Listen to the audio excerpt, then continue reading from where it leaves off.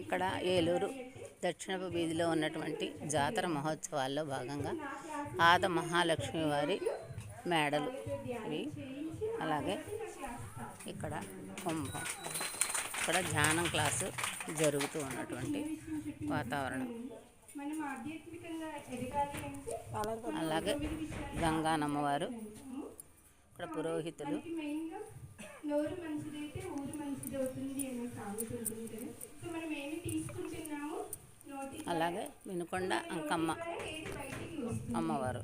ధ్యానంలో ఏం జరుగుతుంది అంటే నేను చెప్పిన ఆలోచనలు శుద్ధి అవుతాయి. సో ఆలోచన పనిలో మనం కరెక్ట్ అవుతాం. అక్కడ కరెక్ట్ అయితే అదే మన భావన రూపంలో మన మాటల ద్వారా బయటికి వస్తుంది. సో ఇందులో 9 అని చెప్పాను కదా. సో మాటతో స్టార్ట్ చేసుకుంటే తినేది. సో మితాహారం, యుక్తాహారం, మితాహారం, నిరాహారం.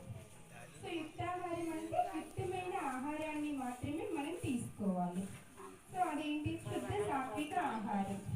సో శుద్ధ సాత్విక ఆహారం మన బాడీకి మనం ఏదైతే తీసుకుంటామో దాని ద్వారానే మన శరీరం నిర్మించబడుతుంది, దాని ద్వారానే మన ఆలోచనలు తయారవుతాయి. సో మనం తీసుకునే దగ్గర కరెక్ట్గా ఉండాలన్నమాట. యుక్తాహారం అండ్ మితాహారం ఎంత ఆహారం తీసుకోవాలి అనేది తీసుకోవాలి, అంతే తీసుకోవాలి.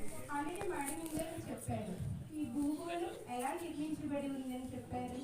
3 వంతుల నీళ్ళు, 1 వంతు మాత్రమే ఘన పదార్థం ఉంది అన్నారు. సో మన బాడీ కూడా ఈ పంచభూతాల ద్వారానే తయారైంది. కాబట్టి మనం తీసుకునే ఆహారం కూడా అలానే ఉంది.